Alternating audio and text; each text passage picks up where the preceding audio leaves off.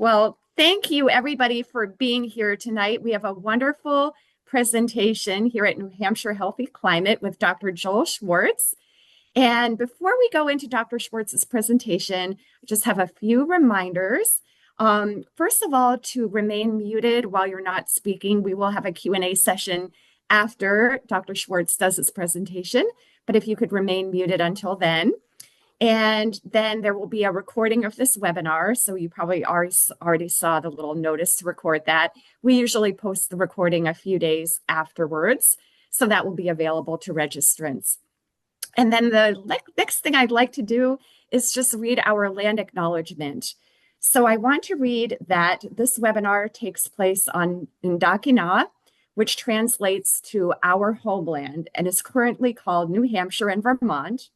Indakina is the unceded traditional ancestral homelands and waterways of the Pennacook, Abenaki, and Wabanaki people, and past and present. And we acknowledge and honor with gratitude the land, water, air, flora, and fauna, and the beings who have stewarded Indakina throughout generations for over 12,000 years. So thank you. And then I would like to read Dr. Schwartz's bio briefly. So I'm going to do that and then just turn it over to Dr. Schwartz. So let me just pull that up for a moment.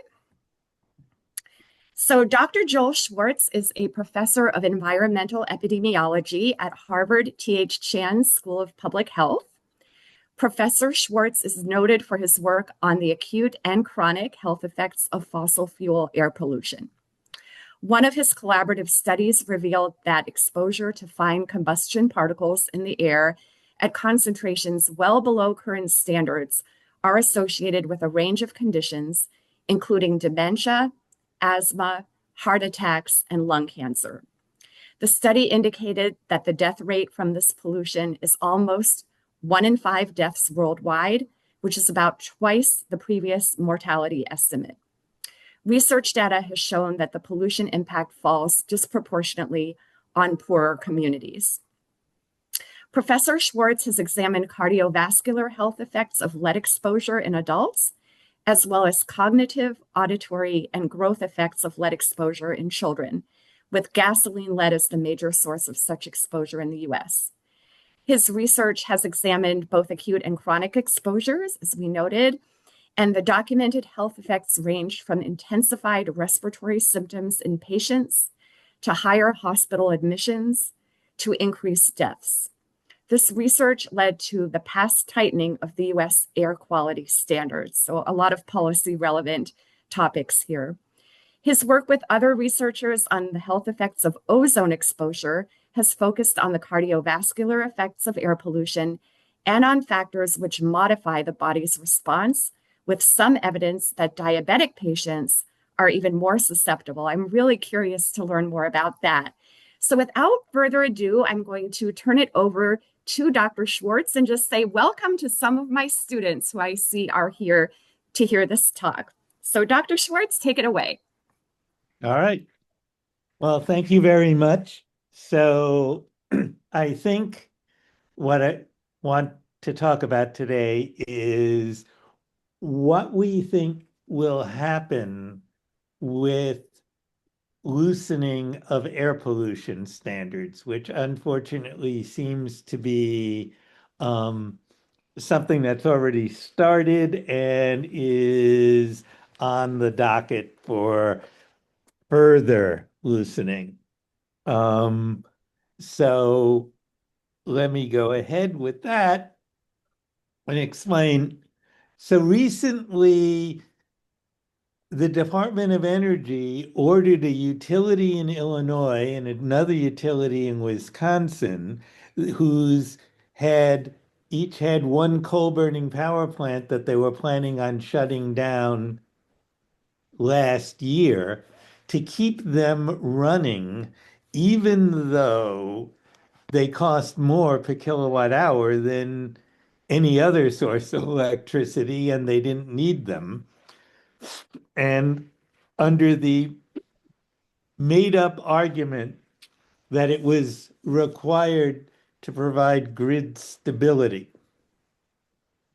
The Energy Department also indicated that they're thinking about doing that for other coal plants that on the are slated to be shut down. Um, In addition, there are a number of industrial sources of air pollution that have been granted waivers. Apparently, all they had to do was send in an email and they were given a 2-year waiver of having to meet their standards. And the administration has indicated that they would like to change the PM 2.5 standard from an annual average of 9 micrograms in a cubic meter of air to 12 micrograms. So, what I'd like to talk about tonight is what do I think this is going to result in? Well, first of all, obviously, if you emit more air pollution, concentrations of air pollutants are going to go up. So let's take that in a little more detail. The coal plants that are being kept open basically have no sulfur controls.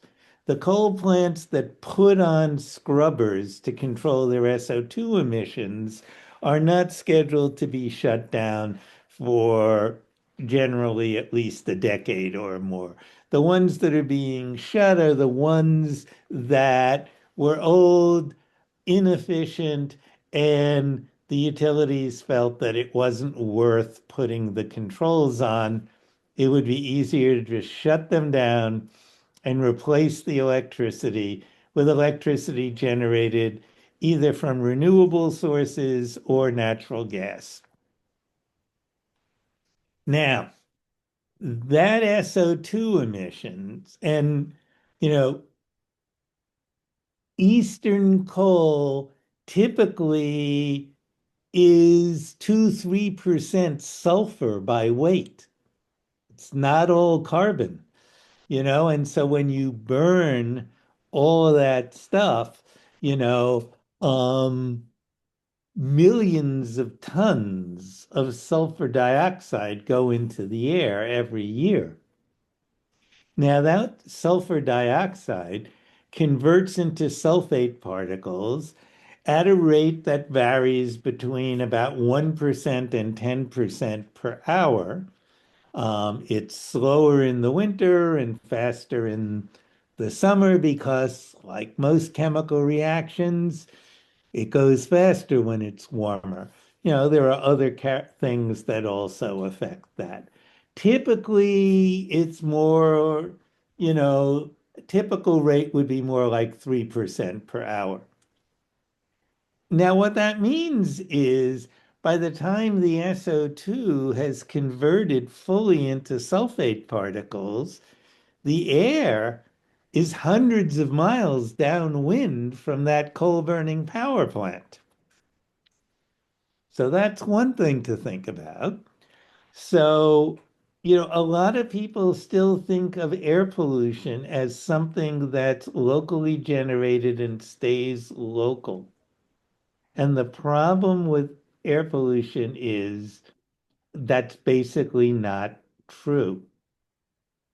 Air pollution stays in the air for a long time, and so it can travel and mix all over. So, as I mentioned to some people a minute ago, 80% of the particles in the air in Boston come from out of town. And, much of the particles that are in the air in Maine come from out of town, including from Boston. Air moves, and fine particles, the kinds of particles that I'm talking about, are so small that they stay suspended in the air for 1 to 2 weeks. You emit a particle on the East Coast when the wind is blowing from west to east, and it's going to make it to Europe.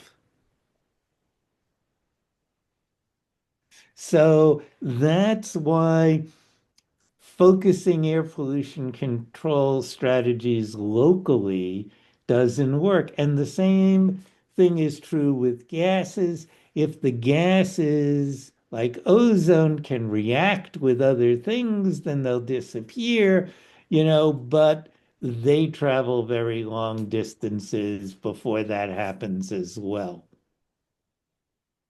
Now, the plants that I mentioned to you are basically located in the middle of the country, and whichever way the wind is blowing, there are tens of millions of people downwind.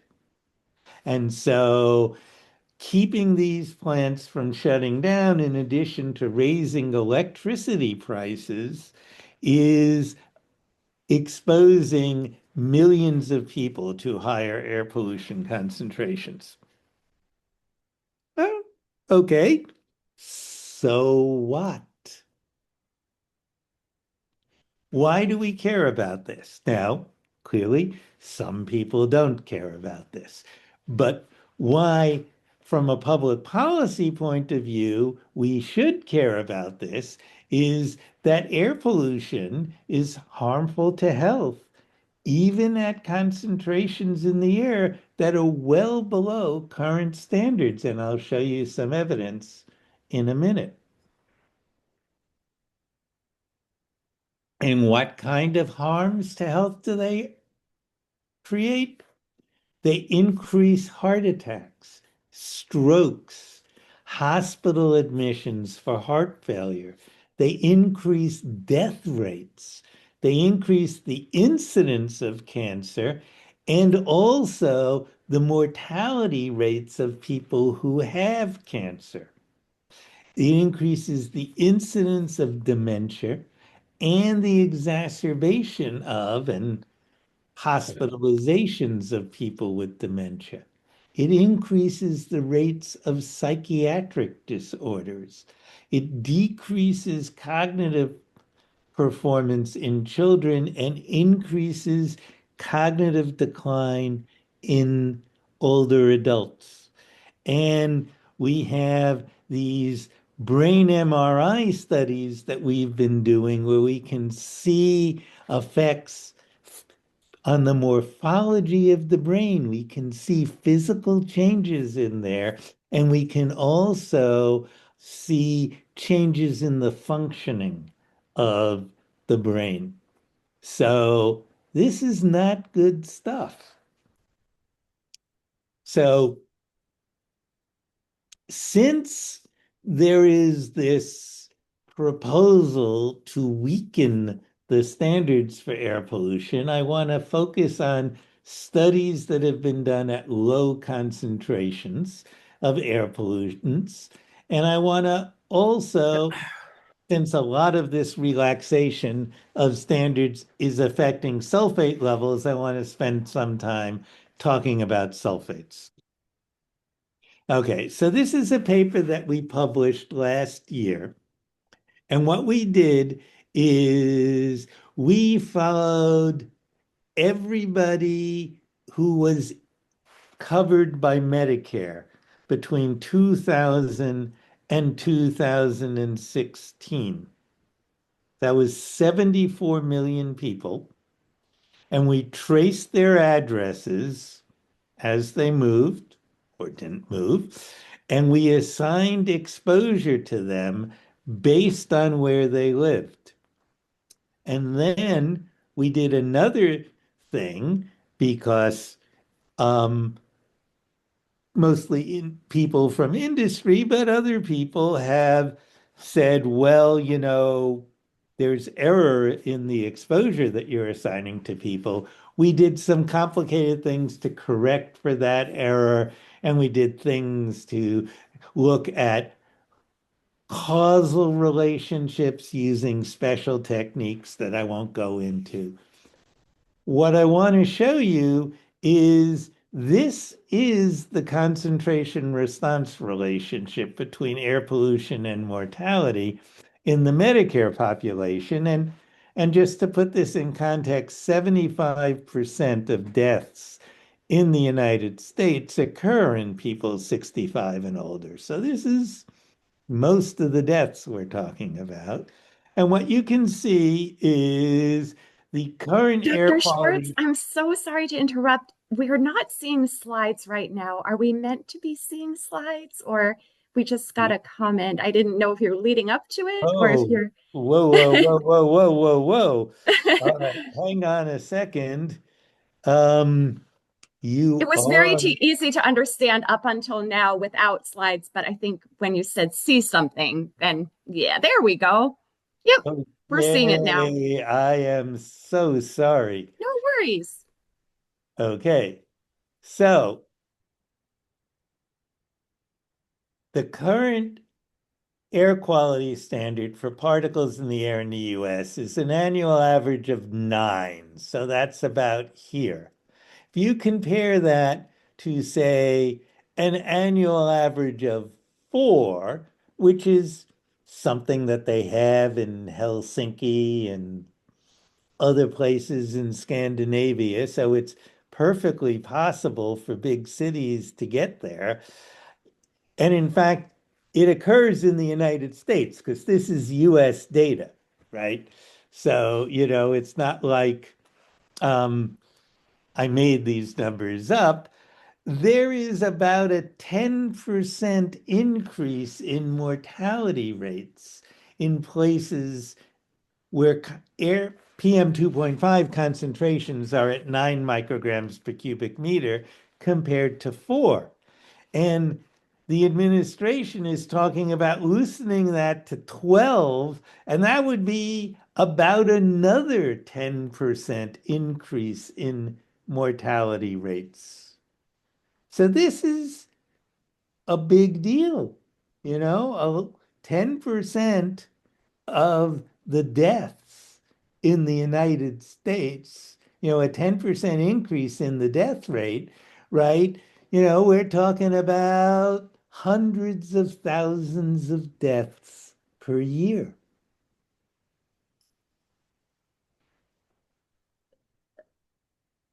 So that's looking at mortality.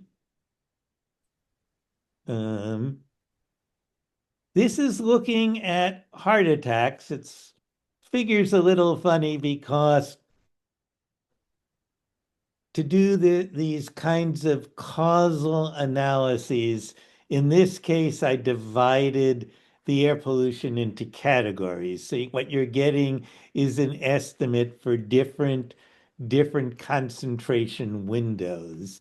But again, you can see that down around 4 or 5 micrograms per cubic meter compared to, 9 micrograms per cubic meter, the rate of heart attacks per 1,000 people is going up by about one additional heart attack per year per 1,000 people.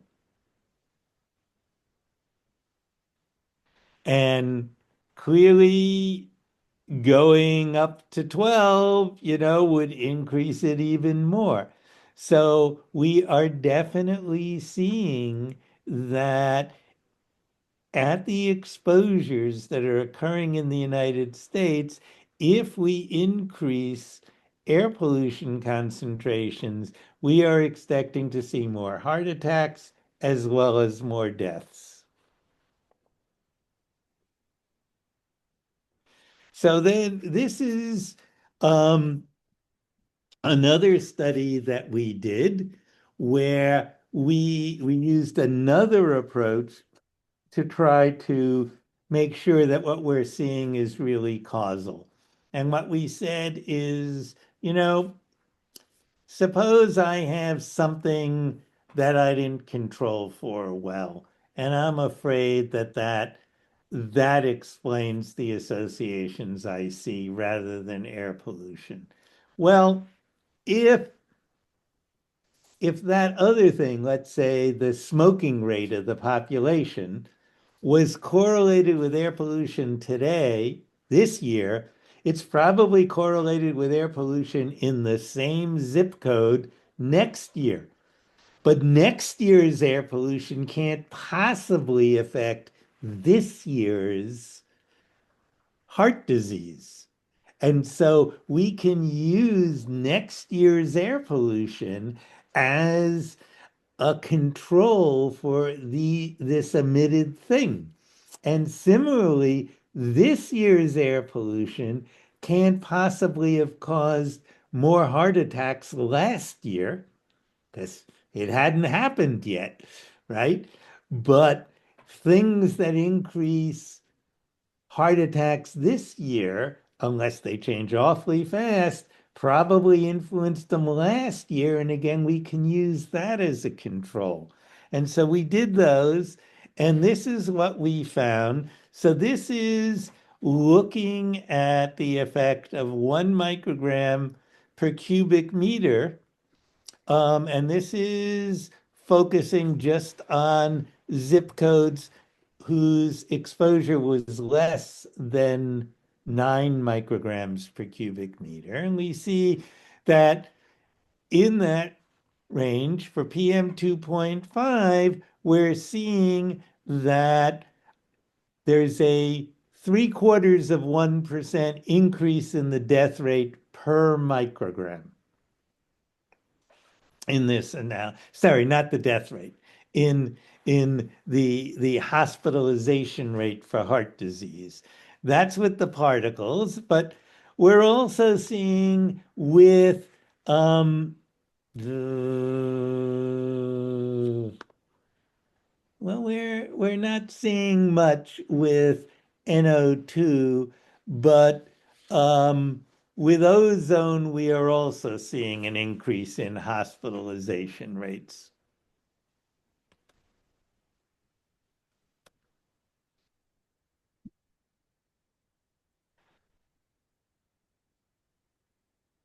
And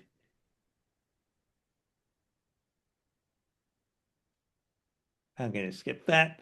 So this is another study that we did looking at hospital admissions for ischemic heart disease, mostly heart attacks, for cerebrovascular disease, that's stroke, and for heart failure.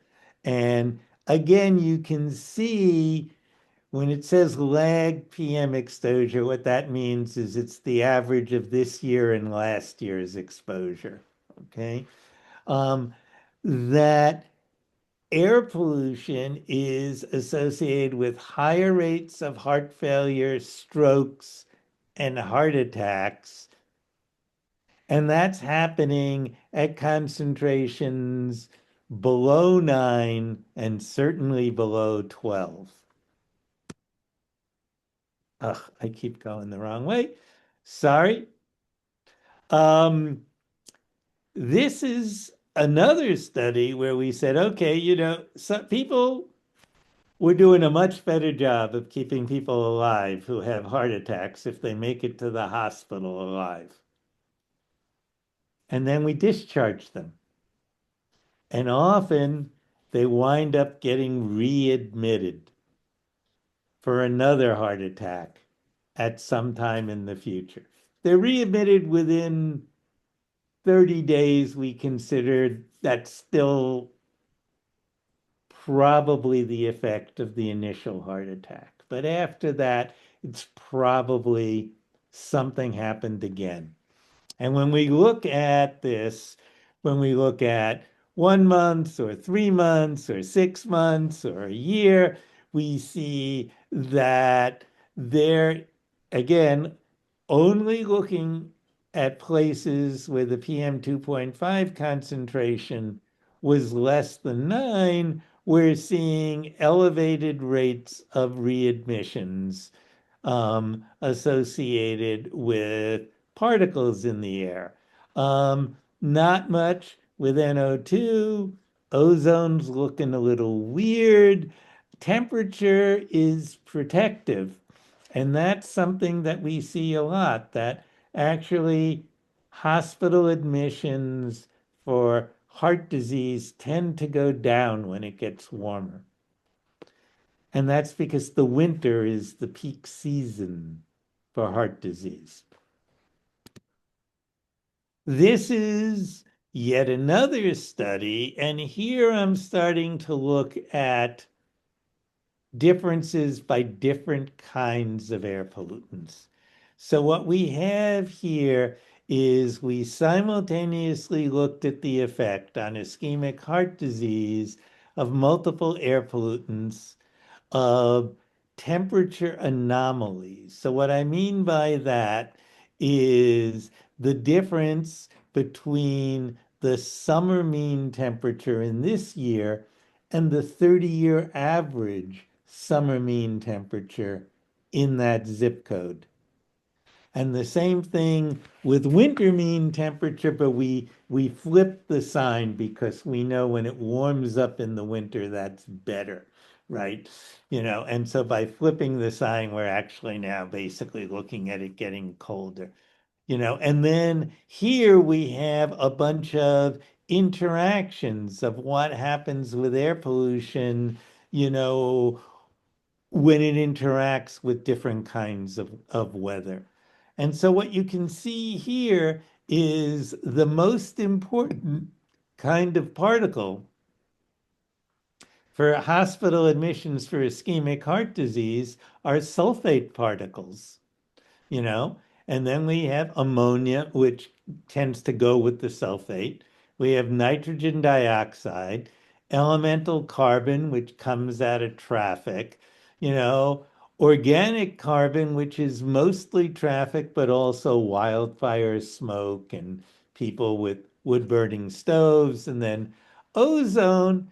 Ozone doesn't have a big effect here, but ozone, if the summer mean temperature is warmer, then ozone has a bigger effect. And so we start seeing these interactions there that make the ozone a little more important when it's warm in the summer.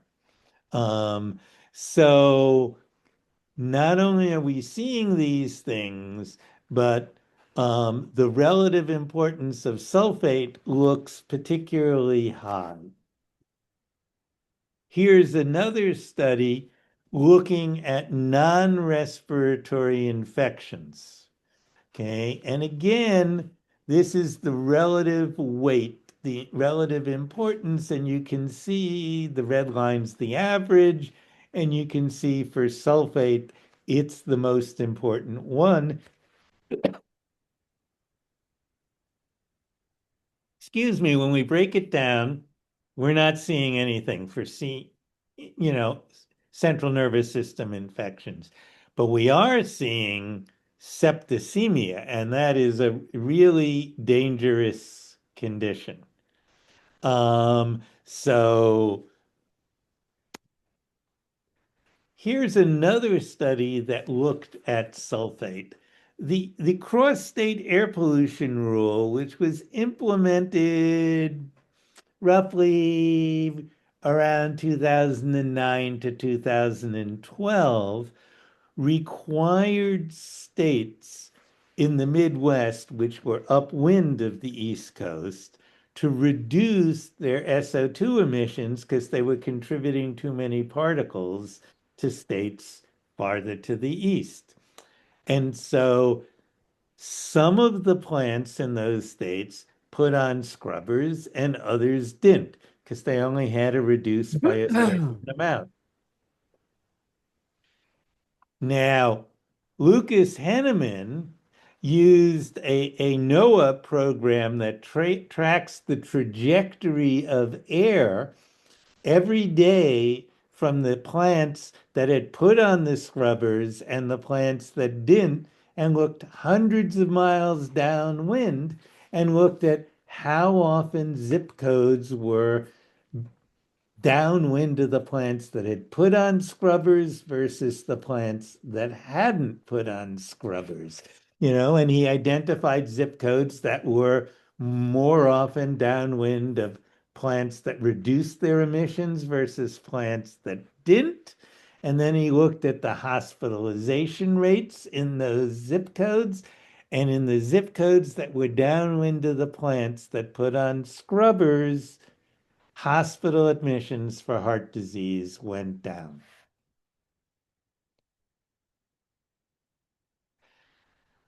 And it also applies to other outcomes. So when we looked at hospital admissions of the elderly for depression, sulfates were the most important. When we looked at hospital admissions for schizophrenia, sulfates were the most important. When we looked at the incidence of lung cancer, we saw that sulfate was tied with vanadium as being the most important. Vanadium is a trace element in heavy fuel oil, and so you tend to see it in places where there are a lot of large buildings that burn that oil for heating and air conditioning, or in ports because most ships burn that kind of oil. So, okay, I've tried to show you examples that air pollution below our current standards are already associated with many adverse health impacts, and that loosening those standards is going to cause more deaths, heart attacks, hospital admissions.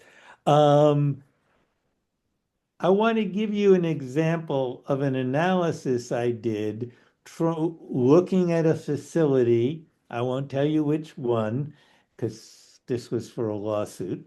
Um, Looking at a facility in the Midwest that was emitting SO2 without the proper controls. And here are the tons of admissions that they were putting out. This is what would have happened had they put on the controls. And so the difference was, you know, close to 3,000 tons per year from this one facility. Okay. Lower in 2020. We know why 2020 was a unusual year. So this is looking for so these are the estimates of what the emissions were from this facility. And then I did an analysis looking at how many cases per year of different health outcomes were resulting from that. Now, how do you get from emissions to deaths, right? So EPA has developed, other people have too, but EPA has developed what are called these chemical transport models. So these are very complicated computer models that take in all the weather data in the United States, and they use that to look at where emissions go on every day. And they also have complicated nonlinear chemistry models built in that model, as I told you, the change of SO2 to sulfate particles, the change of organic gases into organic particles, all these different chemical reactions that happen. And so we ran this model twice, once with the emissions they put out, and once with the emissions they should have put out had they put on the controls, right? And you take the difference, and that gave me changes in concentrations everywhere in the United States as a result of these excess emissions of about 2 to 3,000 tons per year. And when I put them into those dose response relationships I showed you, what I got was 26 extra deaths per year just from this one plant, putting out about 2,600 tons of SO2. So, and For non-fatal heart attacks, it was about four, it was about five additional cases per year of Alzheimer's disease, et cetera, et cetera. So even letting one facility put out emissions of this magnitude and these coal burning power plants that they're trying to keep open put out more than that. Um, you're talking about people dying. You're talking about people. I'm only looking at non-fatal heart attacks because if they died, they're in the other category, right? You know, Alzheimer's disease. I mean, we're talking about significant numbers of serious health consequences resulting from this, 2 to 3,000 tons per year of SO2 emissions. And if these relaxations continue to happen, we're going to be seeing much larger numbers than this, 10, 50 times as much. So doing these things increases air pollution in the United States. Increasing air pollution from our current levels has significant public health impacts and imposes significant social costs, and we don't need to have to do it. So I think I will stop there and, take any questions you'd like to ask. Well, thank you so much, Dr. Schwartz. And maybe we'll ask Emily to see if there are any questions either in the chat, or people can also just unmute their mics and feel free to voice your questions. So either way, but feel free to ask Dr. Schwartz anything you want to know about air pollution.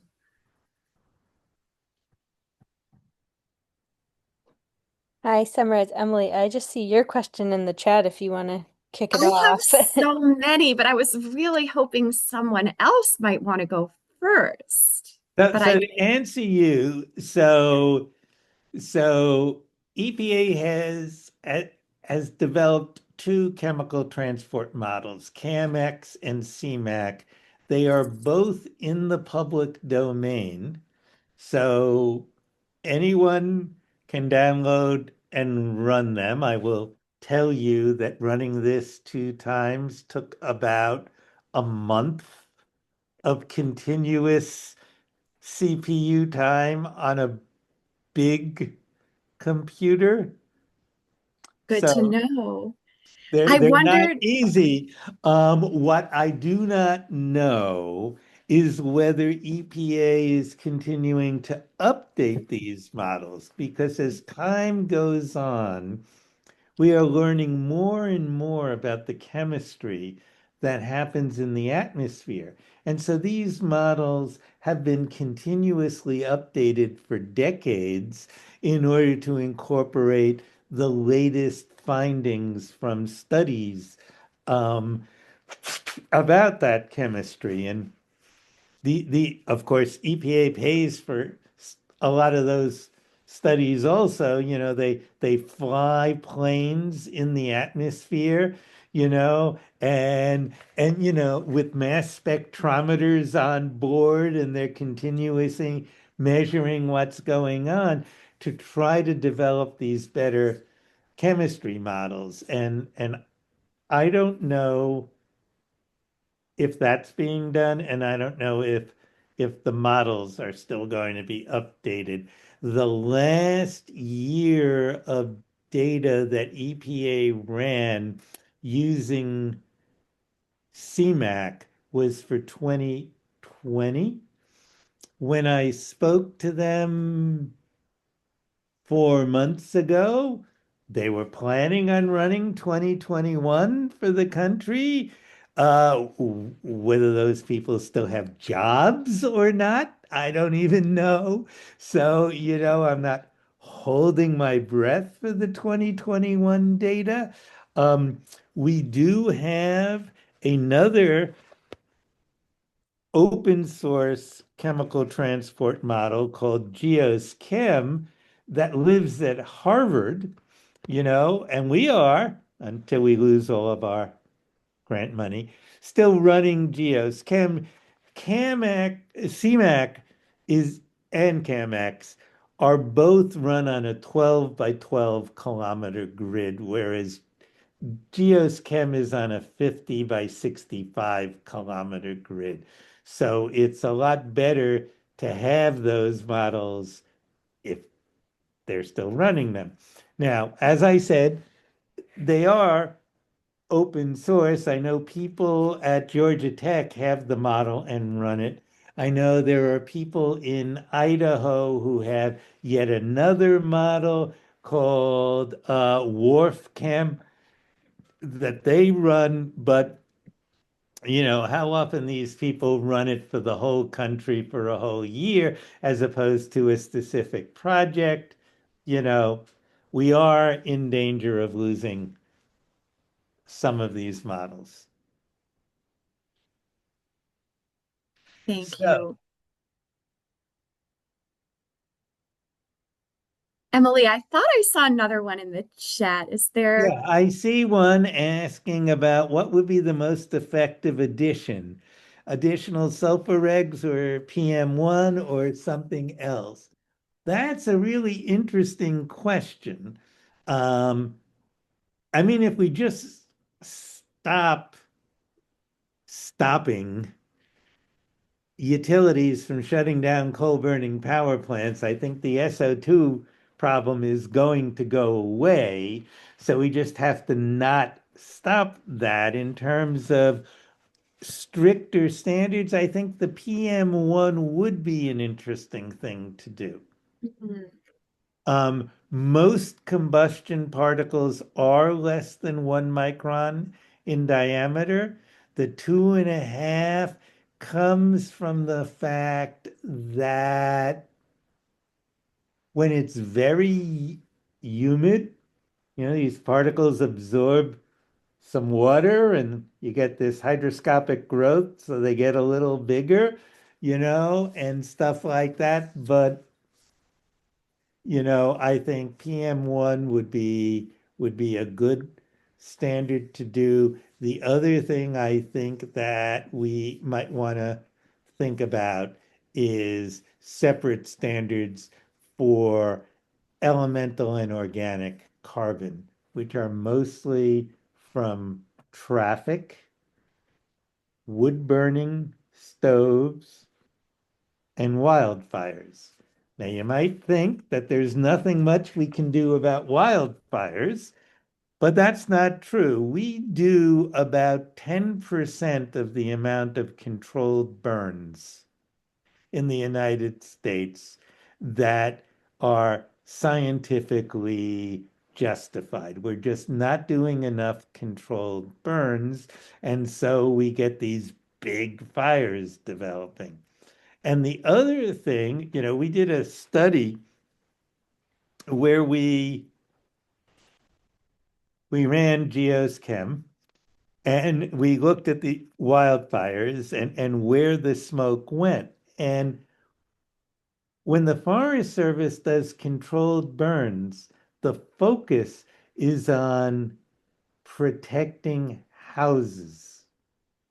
Now, sometimes those houses, as we saw, are in LA, but mostly they're people who have been, housing has been going farther and farther out into the woods, right? And so they're doing controlled burns in areas that mostly aren't highly populated. And what they're not doing is doing controlled burns in places that are upwind of highly populated areas. So, we've had situations in Northern California where there were fires, like the Paradise Fire, right? Which burned that town, which was terrible, right? but you could barely see down the block in San Francisco for some of those days, right? Um, so these fires, when you target it only to protect structures and not to reduce the amount of smoke exposure of large populations, you're not necessarily doing the controlled burns in the right place. And so we need to start, and we showed that they weren't.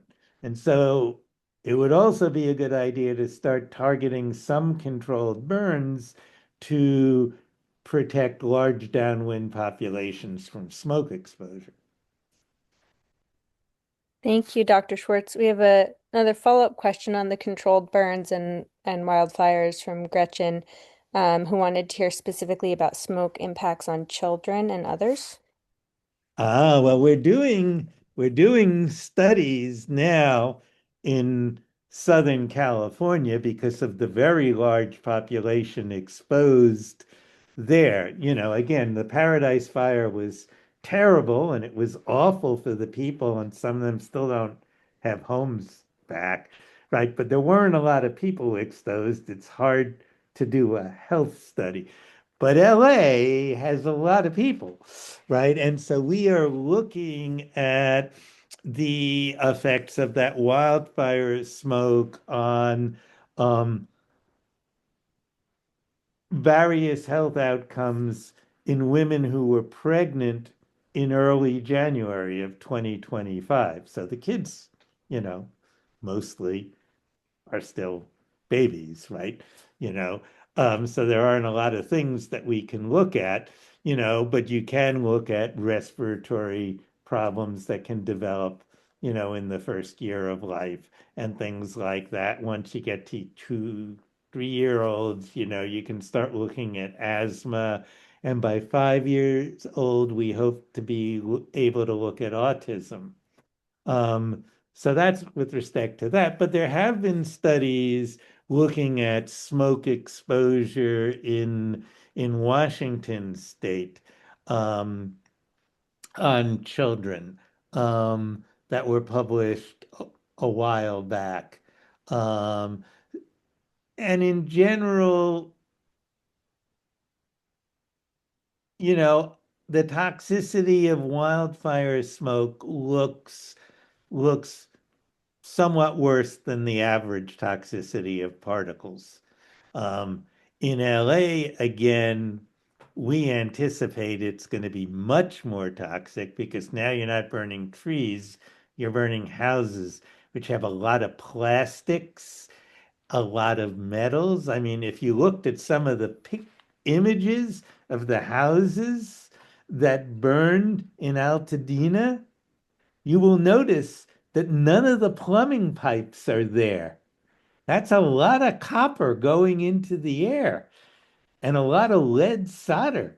And, none of the plastic is there. That's a lot, those are really nasty things that were generated from burning those houses. So we anticipate that that's going to be worse than the average, forest fire.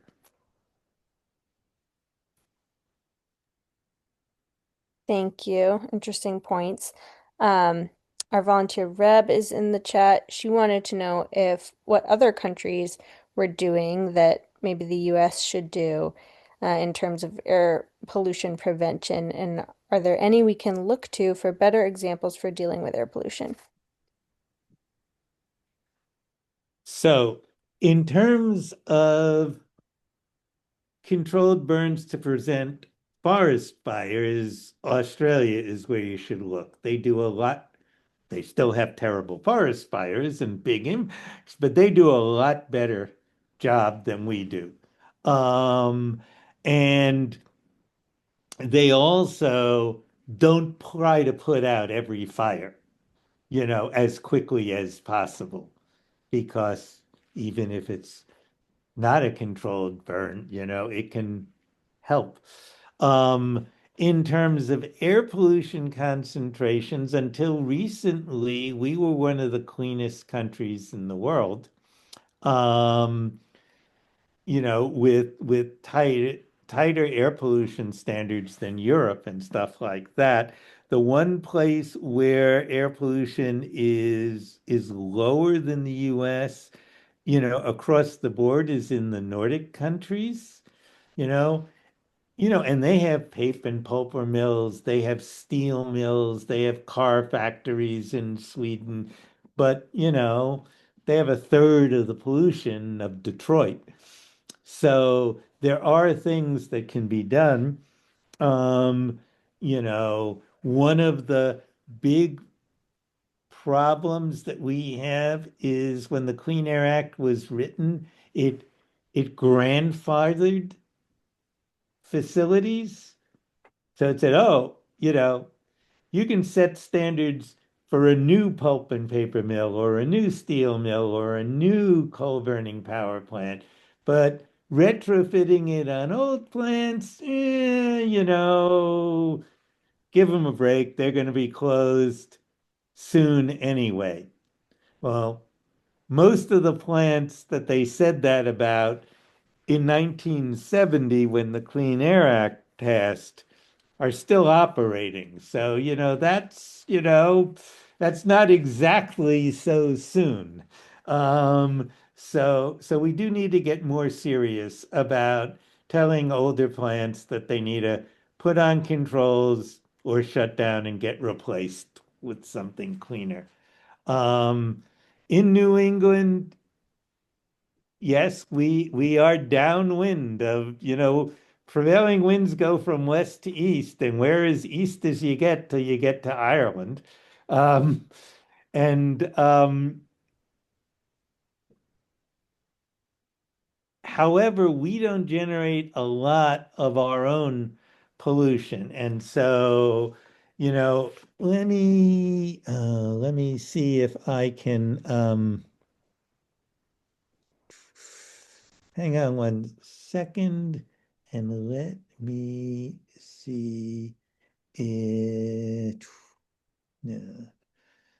Come on.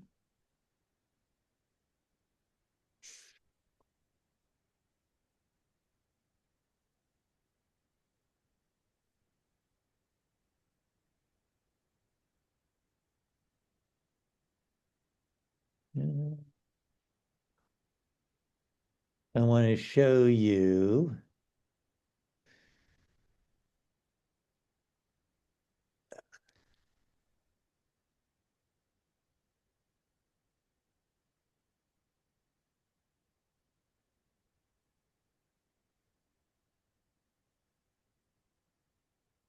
All right.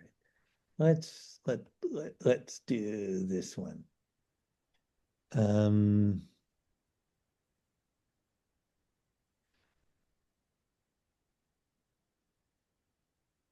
See, here's my model. This is for like 2010, maybe. And this is PM 2.5 concentrations in the US from our 1 kilometer grid model. And you can see that New England is pretty clean compared to mid-Atlantic states, Midwest, Southeast. I mean, there's less pollution here, but nobody lives there, right? I mean, these are just wheat fields, and things and deserts, right? And then you go back to California and it's pretty high. So basically, other than like Washington State and the Upper Peninsula of Michigan, New England is not quite as clean, but pretty clean. And this was comparing 4 different models. Um, and so um, we are downwind. Most of our air pollution is coming from upwind, but it doesn't blow that way all the time. And so our average concentrations are a lot lower than concentrations here or in California.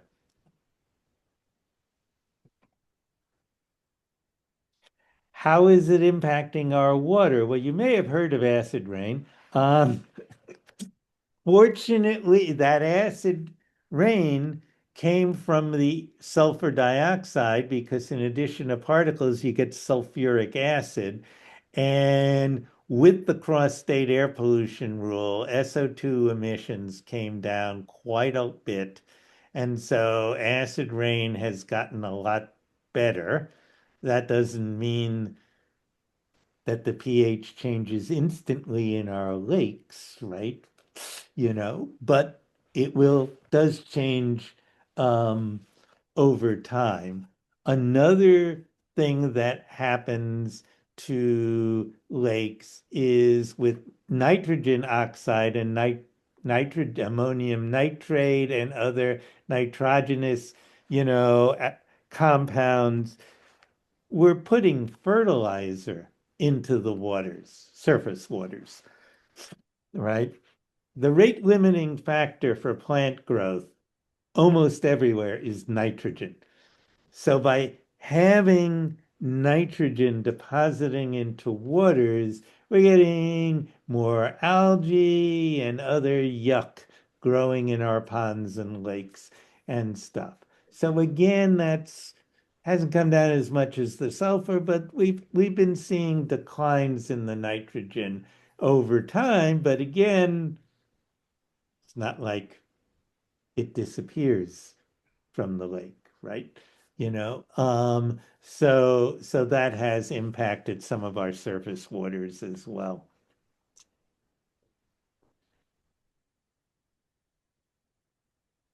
All right. I know we're about at time, but maybe we'll end on Summer's question. She asked about any noteworthy adaptation measures, such as increasing urban tree canopy buffers along highways, green roofs, etc. She's wondering if you're aware of any studies showing any quantifiable impacts of green infrastructure and nature-based solutions.